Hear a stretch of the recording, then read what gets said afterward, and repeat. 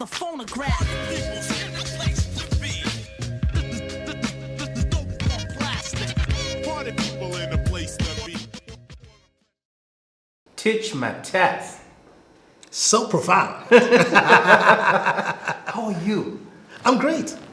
Tich, there's an interesting story on how I met you for the first time. Yes. I get your number somewhere, from someone, right? I reach out to you and I say, Nkoma Tich, how are you?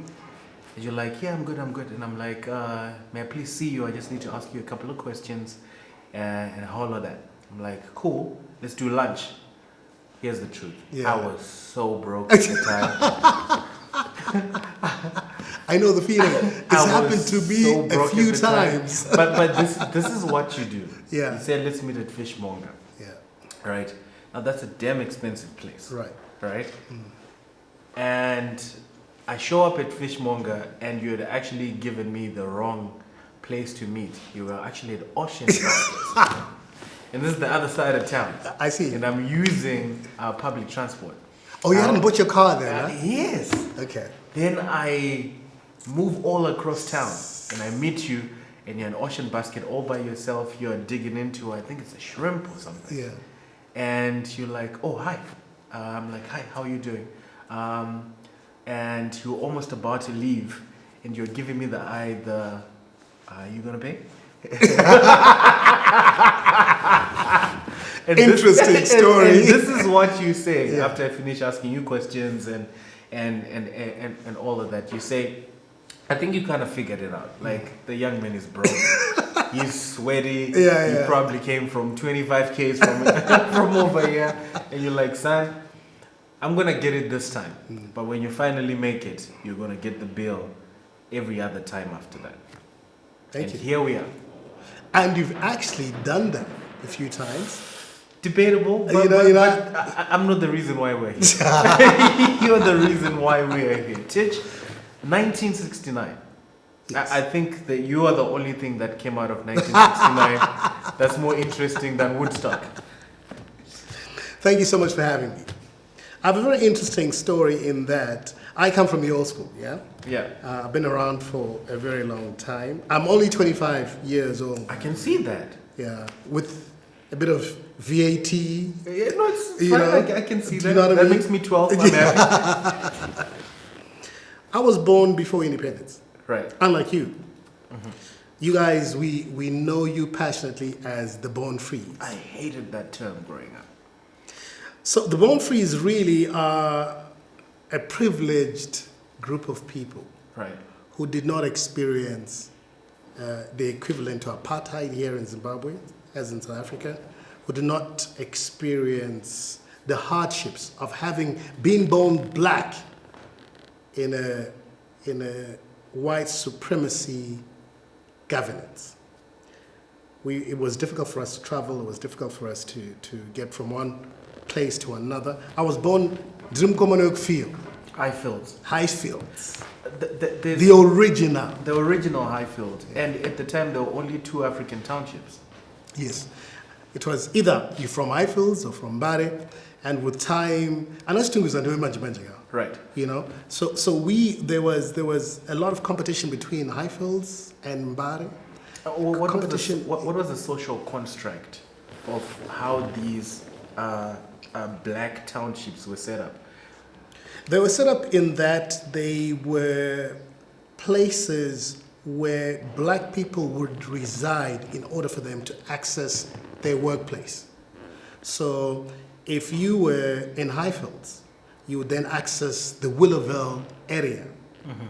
You know, you either walk or the buses would take you from your place of board to your place of work.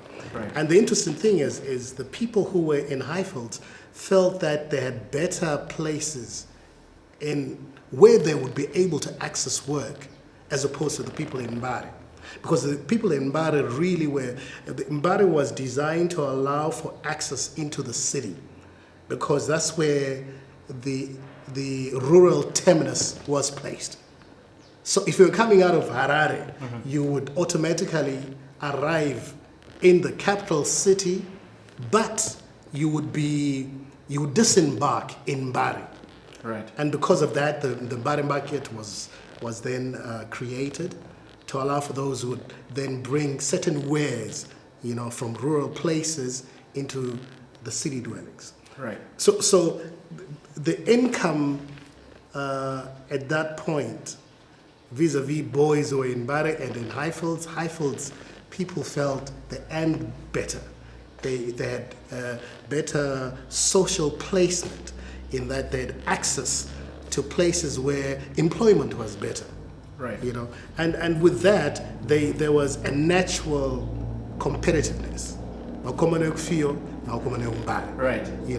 Interesting enough, bekumbara wenza ndokuwa ngune mbafa ndongori quick. Boys Fiyo. Boys ekufika yenza vanovhara zvavo but grafters, you know what Right. I mean?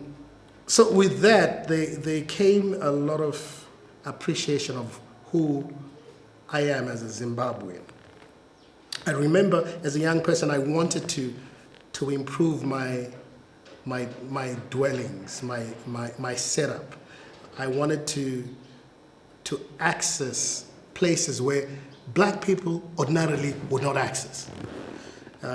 When we were leaving Highfields and going into the city, there are only certain areas where you would feel you're welcome.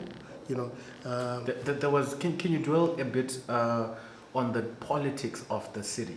The city had its politics. Indeed, the city had its politics, and it had a certain construct. I would therefore say, when we were young, just before independence, a very few black families had enough income to buy suburban houses. So the first areas Zimbabweans who had left either Mbare or Highfields, the first white residential areas they would access was Waterfalls, Right. Houghton Park, Right. a bit of Belvedere, places like that. I actually grew up in Waterfalls. So you My grew up in whole life, Waterfalls. yes. Someone You were the rich guys. I grew up in Waterfalls, Fifth Avenue. Yeah. Wow.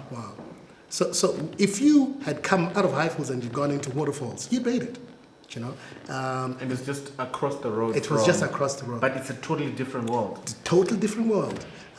Even the socialization was different. In Highfields, we had a community setup.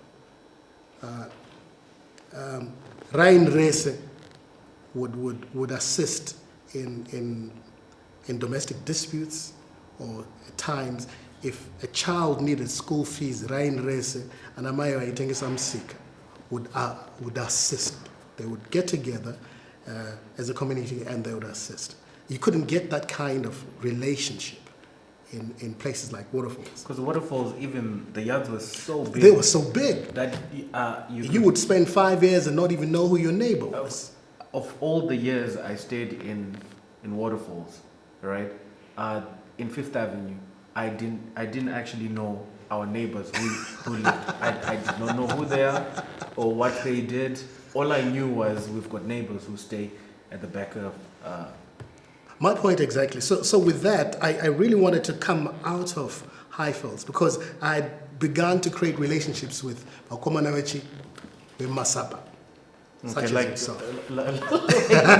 who are some of the people who you became? Because we're going to touch on school as well. Because Tich, you were not just born into any family within the Highfield setup, right? As much as the Highfield setup was an African township that's coming up, right?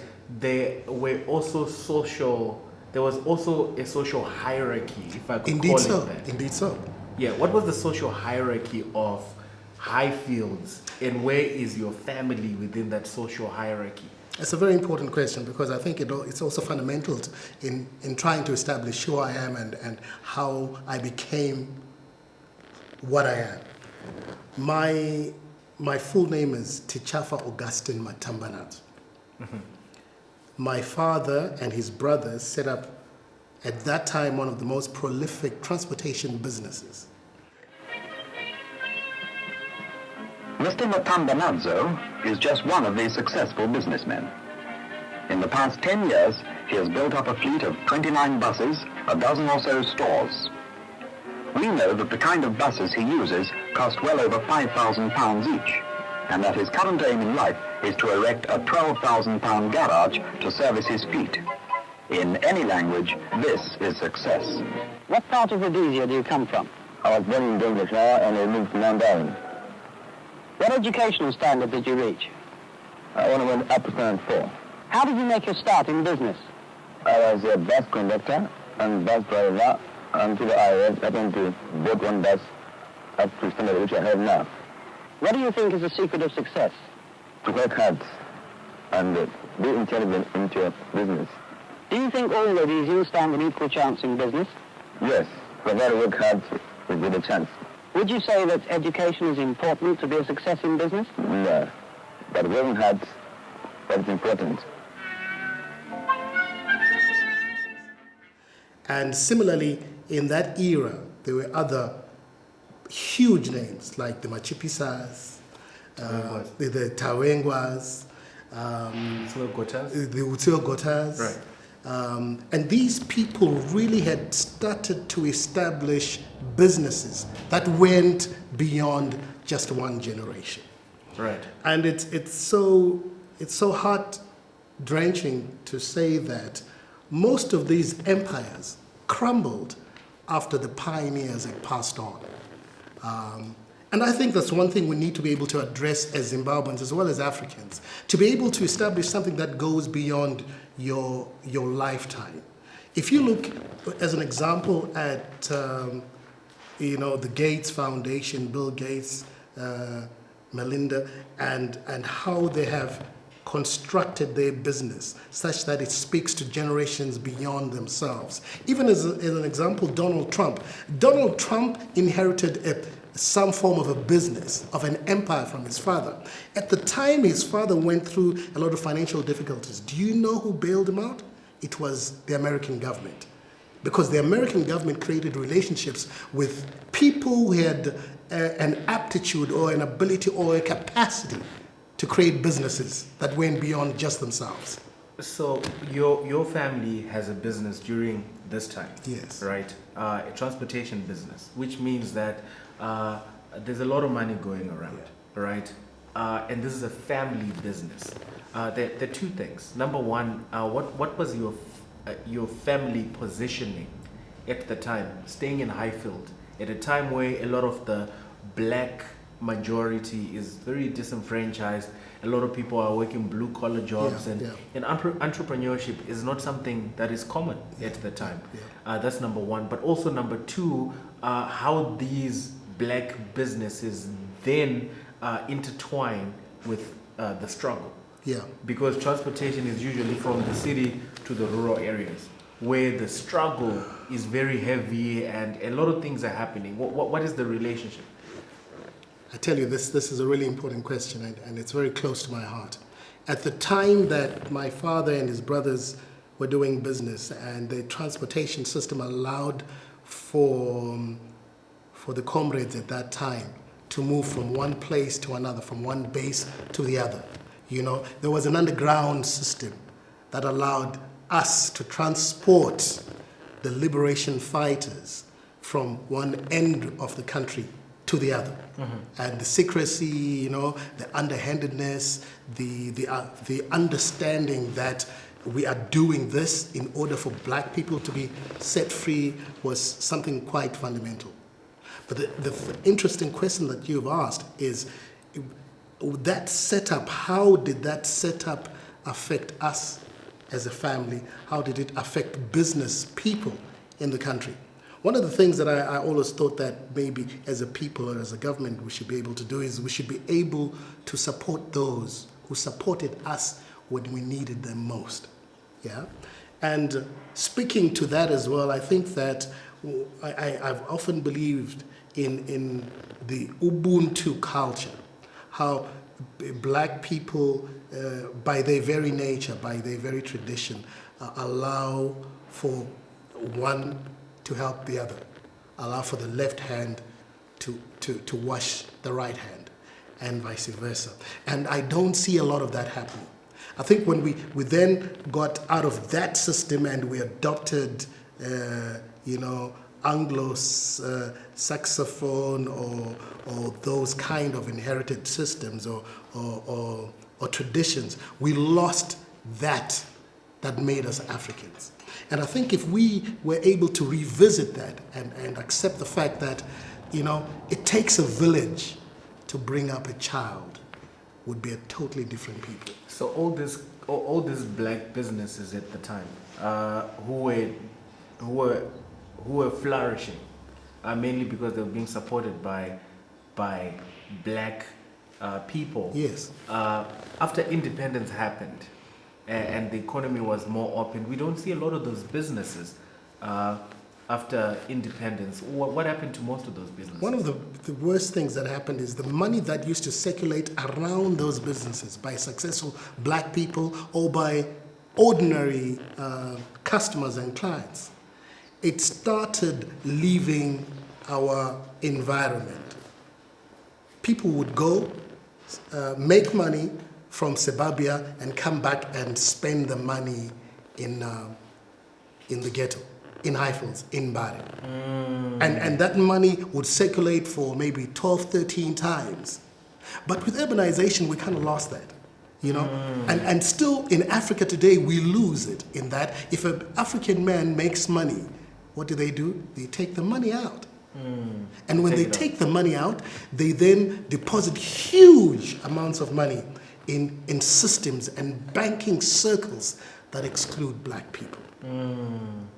So that hemorrhage has left Africa poorer than it should be.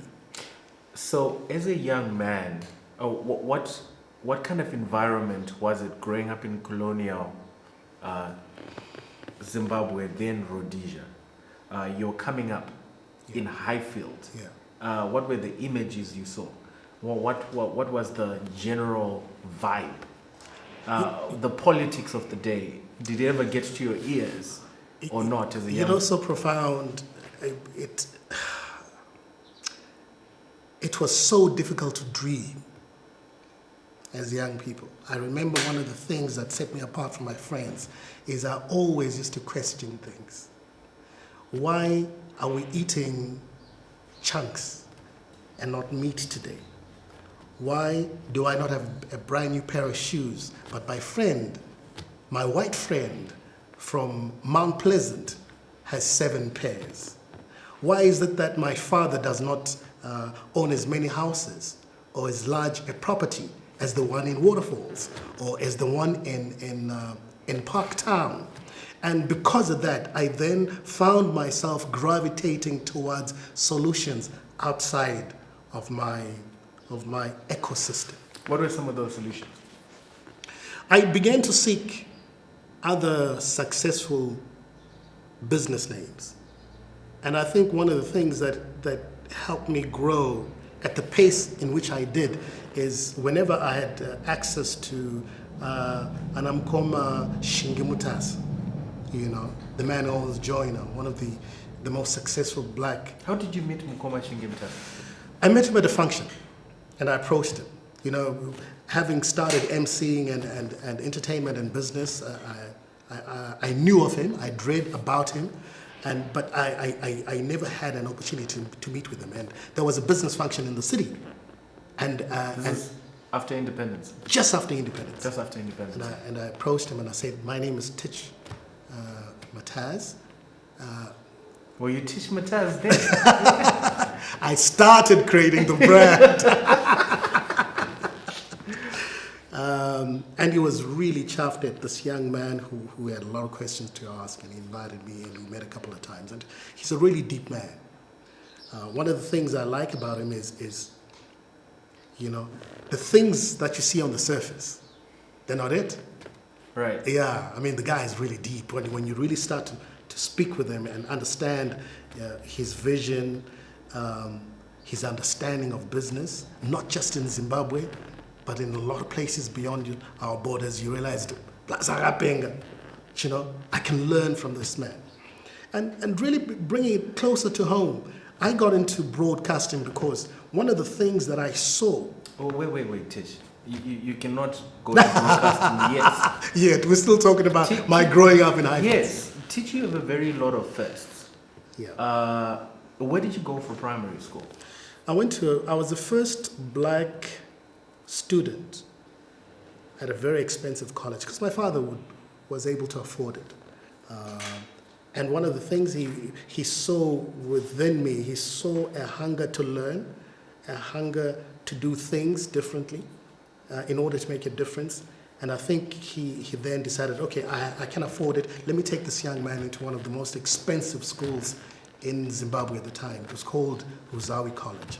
Ruzawi College. You were the first black student there. First black student. What? Take me back to that Funny time. stories. I mean, I'd get there and initially when I got there, no one thought I could speak English. But I Get could. out of here. Yeah.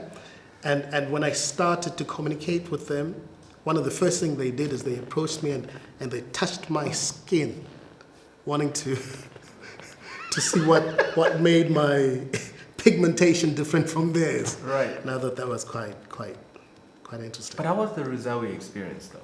It Because changed, it changed my life, without a shadow of a doubt. It changed my life because I would compare the stories that I heard from these successful young white people who had generational wealth and how they related to their parents or to their businesses, even to their clients.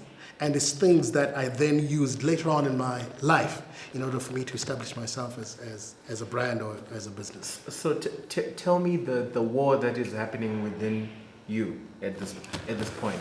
You are learning as the only black student at a very expensive private college at the time, which is Ruzawi, right? But you're going back home to an African township where other people have never crossed the railway line to go to the other side. Whenever I go back home, I was treated as a star in that my accent had changed. Right. So nowadays when the plaza taura vet manjo. Taura chirungu. So it's been a thing. It's been a thing. Kudzi mwana wedu anotaura chirungu. Yeah. We are taura Taura chirungu. chirungu. Oh man. Yeah. And you know, God works in mysterious ways. Some of the people that I met then are the people that are opened certain doors for me, which were almost difficult to access. And that's one thing that we need to be able to do. You know, people who go to Harvard, their experience in Harvard carries through into further, aspects of their lives. And I think that's one thing that we need to be able to start to harness as Africans. That the networking system in Africa needs to be solid, needs to be progressive, it needs to allow for a SoProfound to gain from a Tich Mataz's experience so that you don't have to go through the problems that I faced as I tried to gain experience in a certain area of my life. It's amazing that at a very young age, now it makes sense why you then develop very fast and you'd meet your first taste at being in the entertainment business. You once were a brand ambassador for a brand called Tarino back in the day. Yes. As a very, very, very young I wish you could get all that footage. Tell me, how did you find yourself as a brand ambassador for Tarino? Because of my ability to communicate in English at the time, I had a lot of young white-speaking friends who had relationships in the broadcasting and the media industry, and one of the sons allowed for me to gain access to an audition for Tarino. Tarino was a huge drink then. Right. This is way before Coca-Cola. Right. And because I think one of the things that I gained is a positive attitude towards everything that I put my mind to. So when I went for the auditions, I was also quite a good dancer at the time, and I danced well. I spoke well. I presented myself well.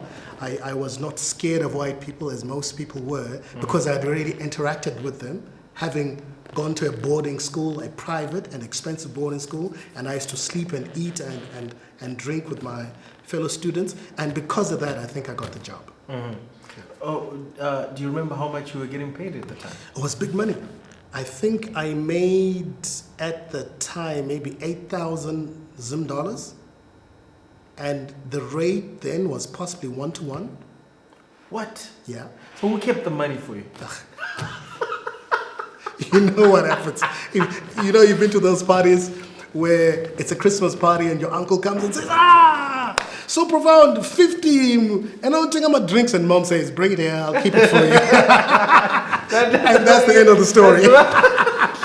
You're not seeing that money anymore. No. My goodness. But Tich, something happens in your life that is very key. You've got this Ruzawi experience. It's surreal. It changes your life. It impacts everything about your worldview. How you perceive life totally changes. Yeah. You've tasted the other side, Yeah. right? But then something happens at home, and you can no longer go back to Ruzawi. You have to go to Autumn Park Primary School, right? Which is literally across the neighborhood. Yeah. It's in a different setting, of course. They used to call them Group A schools then. Yeah. They were not private, Yeah. but they were Group A schools then, right? Fairly good school, but not as brilliant as Ruzawi. What happened for that to happen, and how was the transition? I want to say this, and it's really important, and I hope that those who are listening may take this to heart. The family environment is extremely important because it is the soil in which we are planted in order for us to germinate and be fruitful. My father's success came with all kinds of issues at home, and to a certain extent, I was no longer able to access some of the privileges that my father had given me. However, as you mentioned, I then left Ruzawi and went to Grade what? grade 5, going to grade 6. I then did my last 2 years at Houghton Park. And because of the type of person that I was, I became a prefect and things like that there. But like you were saying, there was a lot of shift in what I had been accustomed to,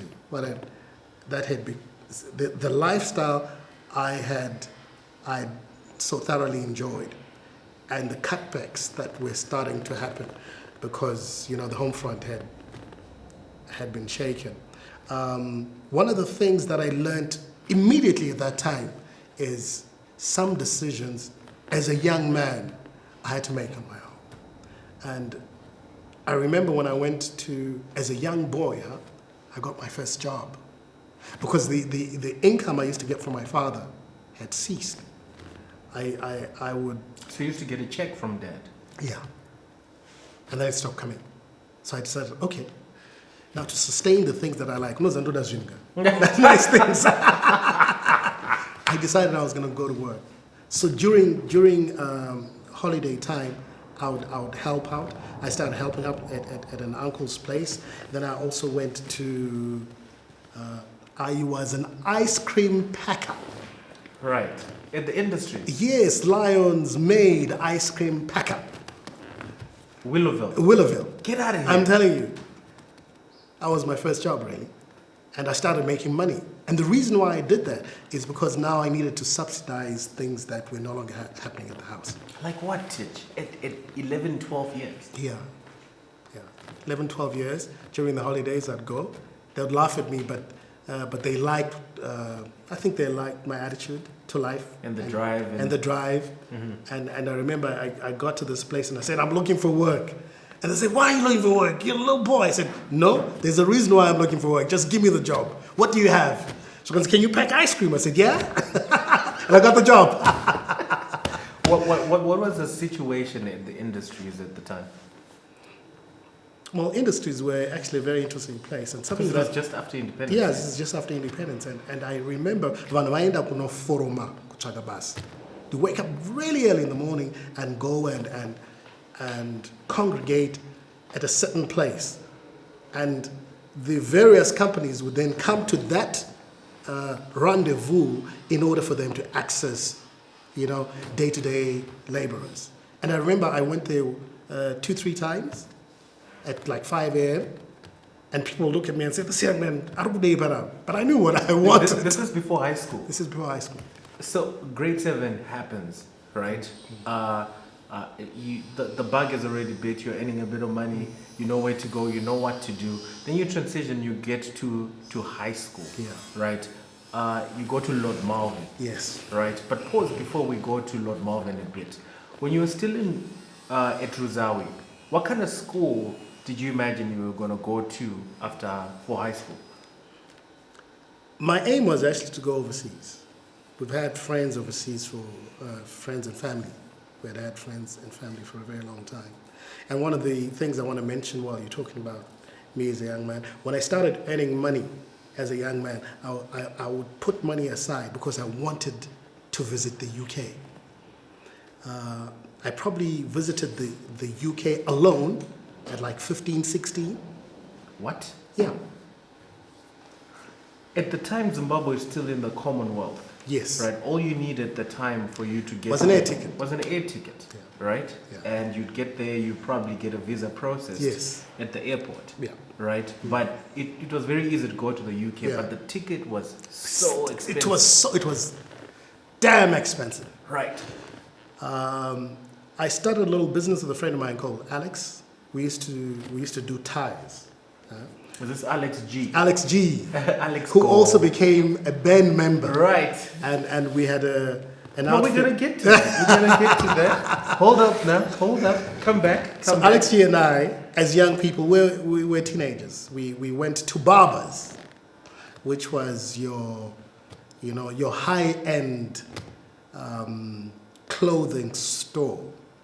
We met a friend of ours there who was a buyer. We did a presentation. We got tailors to make what were fashionable ties, waistcoats, as well as pocket squares at the time. And we made a lot of money. How old were you at that time? 15. 15. Yeah, thereabout. Was that your first business? That was my first business. Right. So Alex and I made some really good money. We then got a huge order. We couldn't sustain it. We visited a very successful black businessman at the time, and we sold... What's his name? I forget. It'll come to me. You're right. We sold the business for about maybe... Acquisitions and everything. Acquisitions Get out of here, at the man. time. We were 15, 16, dude. I remember I probably made 15,000 US at 15 years. Paid some debts for moms and stuff and backdated school fees and stuff. Had some money left over, went and bought an air ticket and some good cash in the pocket, went to the UK. Went to the UK. To visit friends, family. And one of my first experiences of top-end radio was visiting the Choice FM studios. And Wait. Tich, you're skipping a lot of key things here. Okay. How was the Lord Marvin experience? The Lord Marvin experience was a melting pot.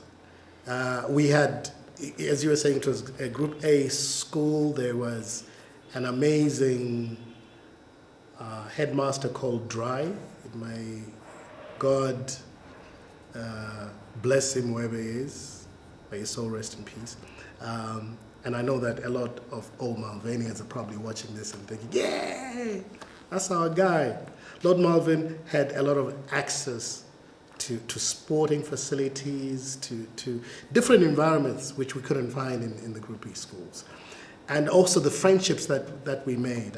I mean, some of the people I can mention is the Mliswas, Which Mlis was it? Tim Mlis. Tim Mlis was in Lord Marvin. Yeah, he was Lord Marvin. Right. Yeah. So During that time. During that time, yeah. A little younger than me, about a year or two.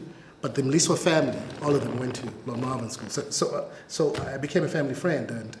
And with that, other family friends who then later on took strategic positions in business and in other places allowed for me to be able to access markets and information which I needed to create a brand. Which years are when you're at Lord Marvin? You know, I'm over 100 years old, and you ask me about the you say dates. you're only 25. Oh yes, I'm 25 by the way. You say you're only 25 though. But these are the early 80s. Yeah, the early 80s. But something is also happening in Zimbabwe in the early 80s, right? In 1983 to be specific, Zimbabwe is about 3 years old. It's at war with itself for a lot of reasons, right? But something is happening, and it's exciting, especially for urban youths, Yes. and people who were just progressive at the time to want to experience what this new Zimbabwe had to offer, right? That thing is a radio station called Radio 3. Phone up the phonograph.